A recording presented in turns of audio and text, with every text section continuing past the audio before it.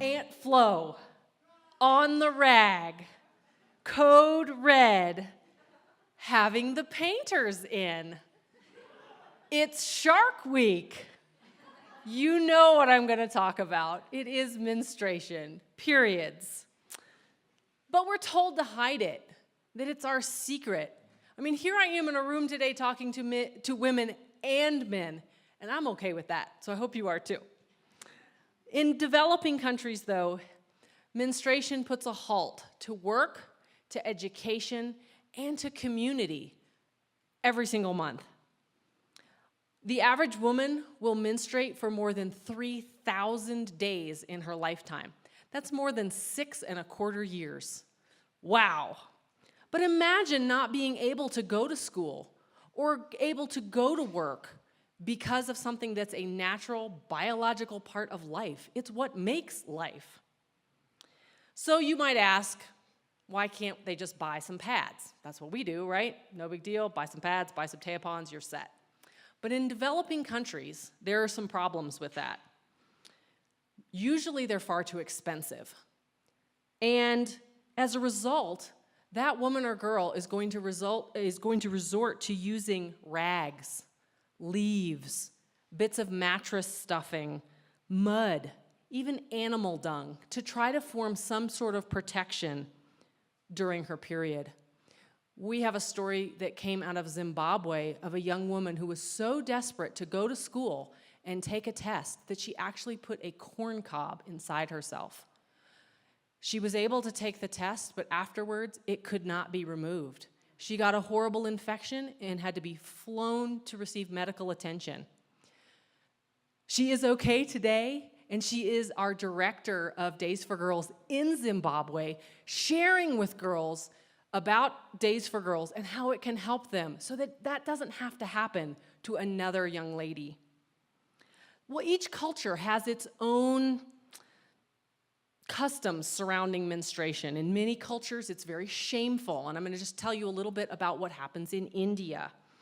Going to even purchase sanitary pads is considered shameful. The whole time that they are menstruating, they are considered impure.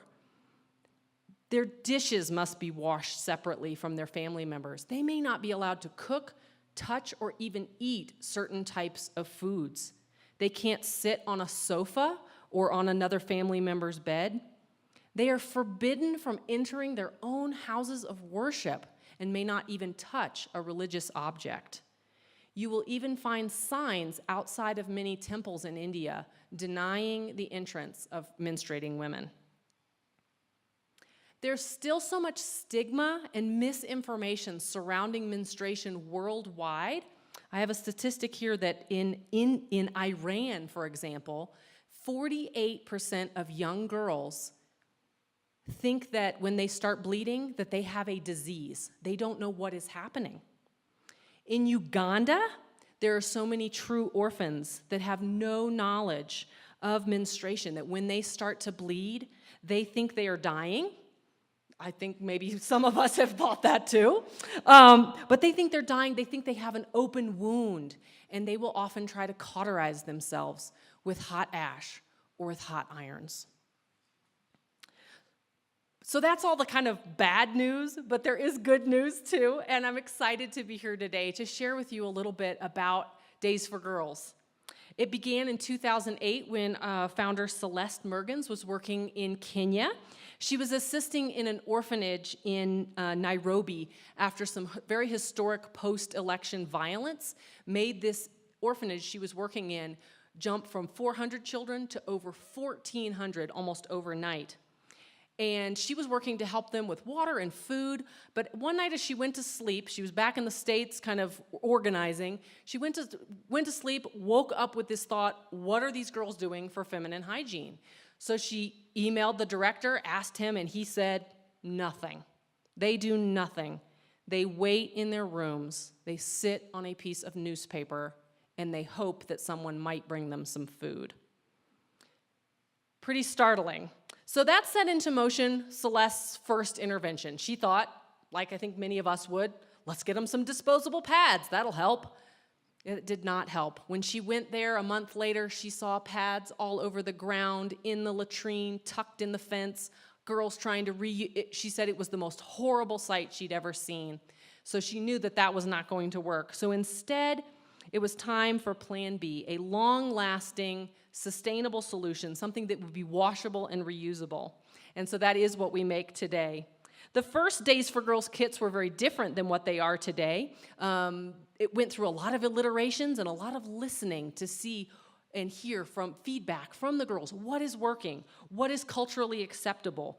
How can we do this in a way that will work for the women? And so today, Days for Girls has reached more than 1 million girls, distributing kits to them and also giving out important menstrual health education so that girls and women know what's happening in their own bodies.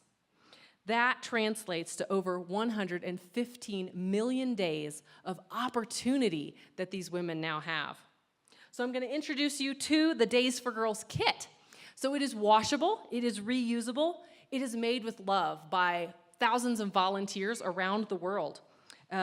We expect these kits to last for 3 to 4 years because we focus on quality over quantity.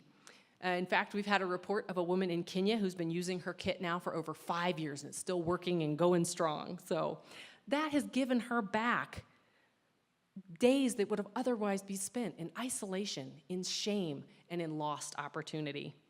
So what's in this kit? Most importantly, dignity, hope, future. There are 2 shields made with bright stain-hiding cotton fabric, and it's lined with a waterproof material so that nothing can go through it. There are 8 liners or absorbent pads that are made of flannel, and they look like a washcloth. It actually unfolds so that it's very easy and quick to wash. It doesn't require very much water to wash, especially for countries where water is such a premium. There's also a cotton washcloth, a bar of soap, 2 Ziploc bags for them to transport soiled pads, and we also give them a couple pairs of panties, and that's always their favorite part.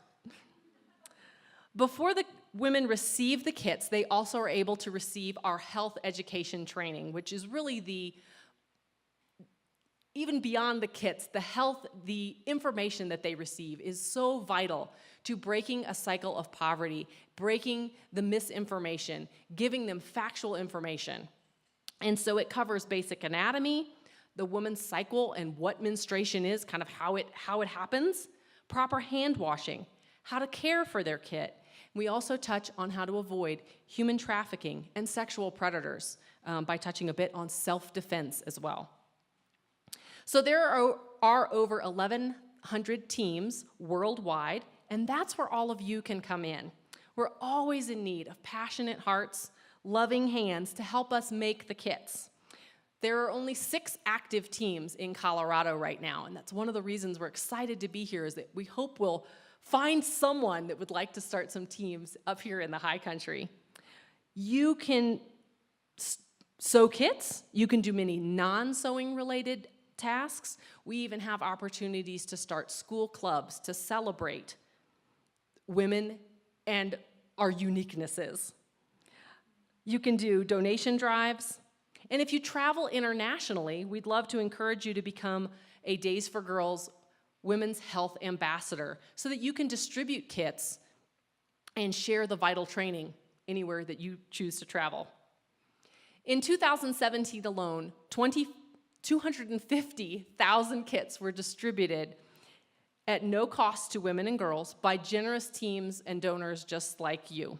So I'm going to share with you a few stories of Days for Girls impact around the world. Terry Lynn is the president of Days for Girls Canada, and when she first heard about the need of sanitary hygiene around the world, she started a team and began to make kits. She began to see, though, that no matter how many kits she made, how fast her team worked to make them, she felt it would never be enough, that the need was just so great. But that all changed when she did a distribution in Sri Lanka last year. After teaching the health education to the girls, she was able to distribute kits to each one, and she was in a place where all the girls in attendance were either mentally or physically challenged. And after sharing the kits with the girls, she said that something very stunning, very shocking happened. Several of the girls came forward and got down and put their foreheads, on her feet. She said that she felt waves of emotion when this happened, that here were women prostrating themselves before her for something that was such a basic need. A translator came up to her and said, "Please allow them to do this. This is all they have to say thank you for changing their lives." And Terry Lynn said she was just so humbled by this. She gratefully accepted the girls' thanks. Terry Lynn said, I really do know now that every Days for Girls kit that we make is enough. Enough to change the life of one girl and her family. Now we'll meet 12-year-old Gatso, an orphan in Zimbabwe. She received the Days for Girls health training in her very own kit just earlier this year. She immediately demonstrated such passion that she went back to the orphanage and started telling other young girls about what menstruation was, and even started showing them how to sew their own kits. She actually continues today working with young girls at her school, after school, continuing to tell girls about menstruation, about their bodies, and showing them how to make their own kits. And when she was asked what Days for Girls means to her, she said, "I am no longer an orphan. I am a leader of my women." We love to find women and girls like Gatso so that we can partner with them globally to form enterprises so that girls like her can find a job and be able to have a sustainable business in making and selling kits. Lastly, we're going to travel to rural Tanzania in Western Africa. And here is Nima, a widow and mother of 5 children under the age of 6. She struggles to feed her children.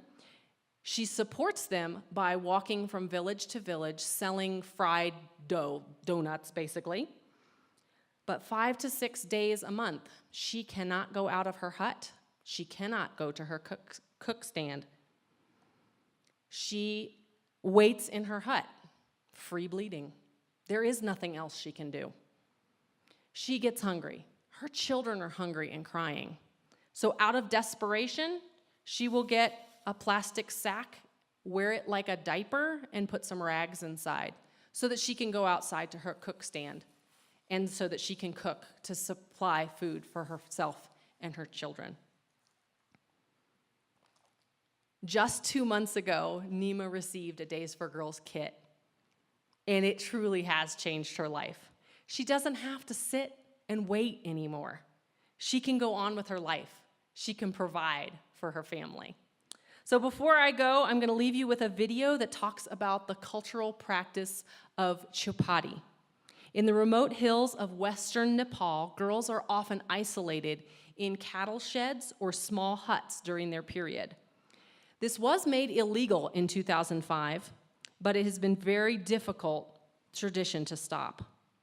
Days for Girls has had much success with the training portion, showing that menstruation is not impure. It is the right of women all over the world to be allowed to integrate in their society, in their community. And this truly brings home our mission of getting sanitary hygiene into the hands of every girl, everywhere, period. Thank you.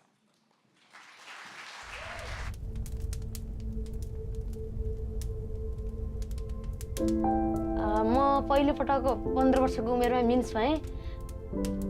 म school आउने क्रममा बाटोमा mince भएको थिएँ र मलाई बाटोमा हिँड्दै हिँड्दै नराम्रो महसुस लाग्यो। अनि म घर फर्केँ। घर गएर मेरो मम्मीले भने बमोजिम म 7 दिनसम्म गोठमा बसेँ। मेरो आमाले मिन्स भन्ने कुरा अशुद्ध हो, नराम्रो हो भनेर भन्नुभएको थियो। मलाई छाउ गोठमा बस्दाखेरि एकदमै डर लागेको, कतै सर्पले डस्छ कि कोही केटाहरू आउँछन् कि भन्ने एउटा खुल्ला किसिमको गोठमा बस्दाखेरि मलाई एकदमै डर लागेको थियो।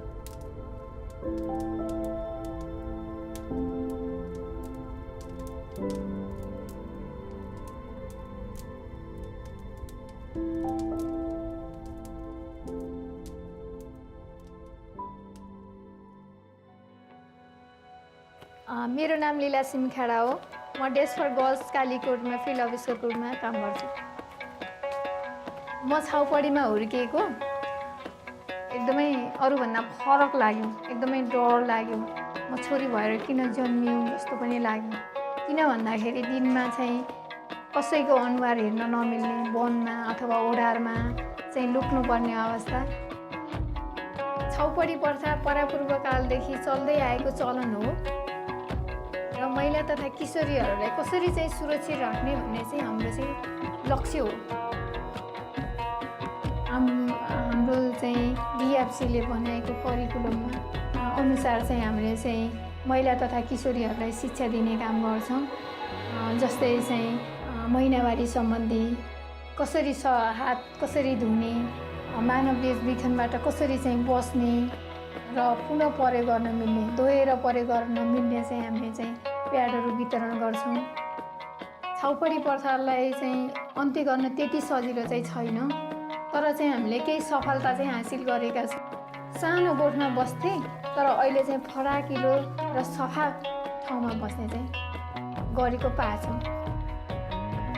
हाम्रो समाजमा होइन महिनावारी भएको बेला महिनावारीलाई यो के अरे पाप हो होइन, महिनावारी भनेको के हो होइन, अनि महिनावारीको बारेमा हामीले एकदम दियौँ होइन स्वास्थ्य शिक्षा। प्याडहरूको बारेमा होइन, प्याडहरू उहाँहरूले यो त कसरी युज गर्ने थाहा नै हुन्थेन नि। मैले यसको तालिमले गर्दा महिनावारी पाप होइन ईश्वरको वरदान हो भन्ने कुरा सिकेँ। डेस फर गर्ल्स दिएको प्याडले गर्दा म एक दिन पनि नछुटाएर म रेगुलर स्कुल आइरहेको छु। महिनावारी भनेको अशुद्ध कुरा होइन। संसारका महिलाहरू समाजमा घुलमिल हुनु उनीहरूको अधिकारको कुरा हो। यसलाई परिवर्तन गर्नको लागि छाउपडी प्रथालाई परिवर्तन गर्न जरुरी छ।